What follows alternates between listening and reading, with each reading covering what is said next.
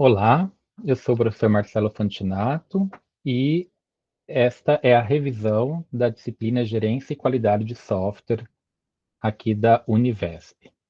Bom, vocês então chegaram ao final deste bimestre da disciplina de Gerência e Qualidade de Software e, como de costume, estamos fazendo uma revisão, considerando que vocês em breve farão a prova da disciplina.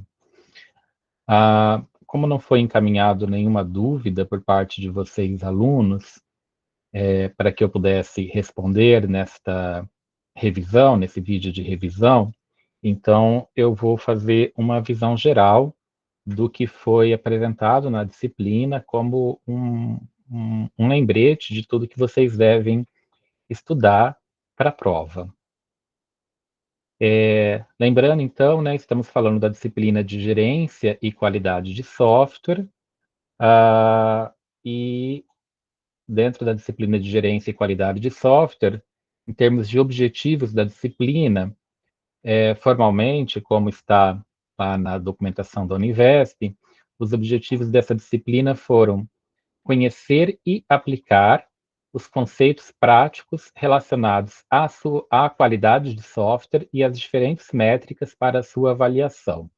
Então, vocês devem se lembrar que nós tivemos algumas aplicações, né, conceitos práticos, com algumas demonstrações durante este bimestre, relacionados a assuntos de qualidade de software e também métricas para avaliação da qualidade. Bom, de uma forma mais expandida, a ementa da disciplina envolveu 13 grandes tópicos, né? Vocês devem agora que passaram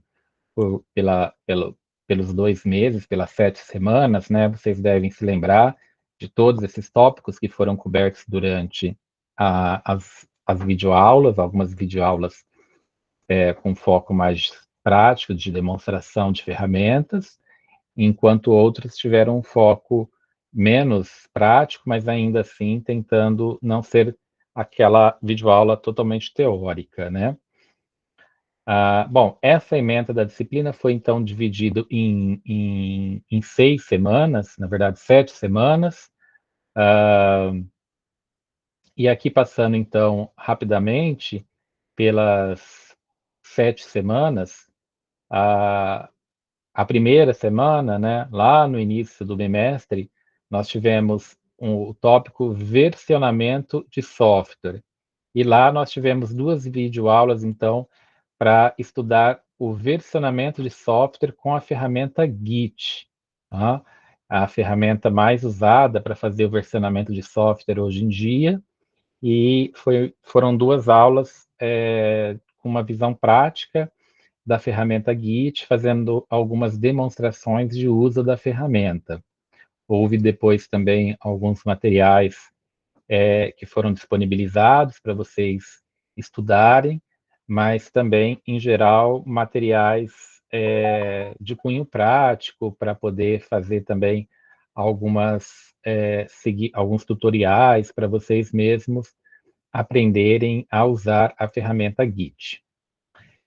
Depois, na semana 2, né, nós passamos então para o tema compilação e integração automatizadas, usando também ferramentas. E nessa semana, então, nós tivemos 3 videoaulas, as 3 videoaulas sobre esse assunto, com a diferença que 3 ferramentas diferentes foram tratados. A ferramenta Maven, que provavelmente é a ferramenta mais famosa atualmente para fazer a compilação e integração automatizada. A ferramenta Gradle, que já é uma ferramenta mais nova, mais moderna, que tem ganhado vários adeptos na engenharia de software. E a ferramenta CMake, que é uma ferramenta mais básica, mais antiga, mas que ainda existe bastante, possui bastante usuários aí mundo afora. Bom, depois nós fomos para a semana 3, em que o assunto foi automação de testes de software. Em algumas aulas de outras disciplinas, vocês provavelmente viram o teste de software de uma forma mais genérica, mas aqui foi focado na automação do teste de software. Dividindo também, foram 3 videoaulas, essas 3 videoaulas tratando 3 ferramentas de automação de testes diferentes, né? Começando com a ferramenta JUnit, que provavelmente é a ferramenta mais famosa para fazer a automação do teste de unidade, no caso, para a linguagem de programação Java, né? Por isso o J aqui, o J, com demonstrações também, e sabendo que existem ferramentas similares para outras linguagens de programação, mas a demonstração foi feita com a JUnit. Depois foi feita a demonstração da ferramenta Selenium, que é para automação de teste de sistema ou os testes de aceitação, e aí uma versão da ferramenta, ela é independente de linguagem de programação, mas também foi mencionado uma outra versão da ferramenta que faz o teste de sistema, o teste de aceitação, porém usando programação, né? Não é só a gravação de scripts para ser reexecutado. Pode ser usado codificação, por exemplo, com Python. E, por fim, a ferramenta Cucumber, que é usado também, pode, na verdade, estar aqui como sistema e aceitação, mas, na verdade, pode ser tanto para teste de sistema, quanto para teste de unidade. E é uma ferramenta que, além de fazer o teste de a automação de teste, ela preconiza um tipo específico, uma metodologia específica de teste, que é o teste de comportamento, né, orientado a comportamento. Bom, na semana 4, nós continuamos com o assunto teste, porém, com suporte de ferramenta, porém, para a análise de cobertura do teste, e não para a automação da execução do teste. Para isso, foram apresentadas demonstrações com 2 ferramentas diferentes, a Coverage.py, que é para análise de cobertura para Python, e a Jacoco, que é para análise de cobertura de Java, de código feito em Java. E, além disso, a terceira videoaula da semana cobriu o assunto refatoração de software, que também é um assunto que vocês já devem ter visto em outras disciplinas, com uma visão um pouco mais teórica, e aqui foi buscado dar uma visão um pouco mais prática, entrando em exemplos mais específicos de refatoração de software. Bom, na semana 5, nós tratamos de integração contínua, tá? A integração contínua foi na primeira videoaula dessa semana, em que foram apresentadas as diferentes ferramentas que podem ser usadas para integração contínua. Uma série de ferramentas, muitas ferramentas existem hoje em dia para fazer suporte, para dar suporte à integração contínua. Tá? E não foi usado nenhuma ferramenta em particular, nesse caso não houve demonstração de ferramenta, mas foram apresentadas várias ferramentas que vocês podem usar para fazer a integração contínua.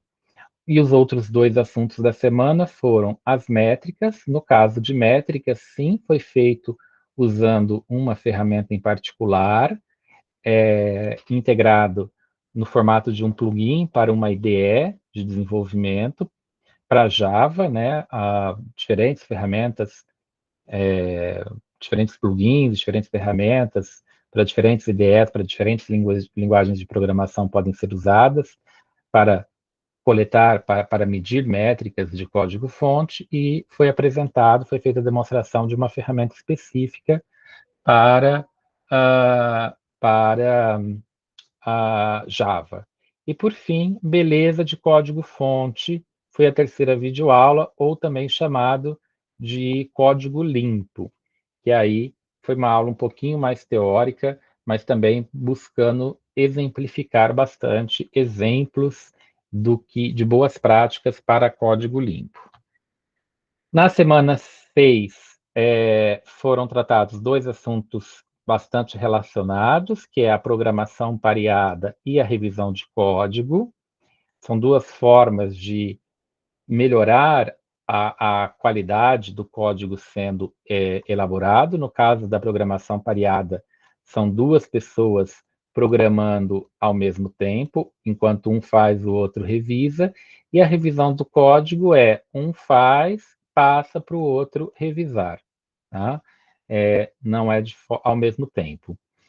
Bom, e também foi tratado na terceira videoaula da semana o assunto dívida técnica, que é quando uma equipe de desenvolvimento opta por uma solução arquitetural não melhor possível, por algum motivo, seja de forma consciente ou não, mas que isso acaba trazendo prejuízos a médio e longo prazo, o que é chamado de uma dívida técnica que precisa ser paga, porque senão a cobrança de juros vai aumentando pouco a pouco. Bom, e por fim, então, na última semana, na semana 7, que vocês viram agora recentemente, foram tratados mais 3 assuntos lá daquela lista enorme que estava apresentado no terceiro slide aqui dessa revisão, que foram os assuntos arquitetura de software, geração automática de documentação e comunicação com o usuário. Tá? Dessas 3 videoaulas, a videoaula aqui do meio foi uma demonstração também, que é a geração automática de documentação usando uma ferramenta específica, que é a JavaDoc, específica para Java. Novamente, existem outras ferramentas para outras linguagens de programação, mas essa foi escolhida para apresentar para vocês. E as outras 2 videoaulas um pouco menos prática, de cunho um pouco menos prático, que foi a arquitetura de software e padrões arquiteturais, e, por fim, alguns conceitos relacionados à comunicação com o usuário durante o desenvolvimento de software, né? Mais especificamente, o desenvolvimento de software orientado ao usuário. Bom, pessoal, e com isso nós finalizamos todo o conteúdo que foi visto durante todo este bimestre relacionado à gerência e qualidade de software.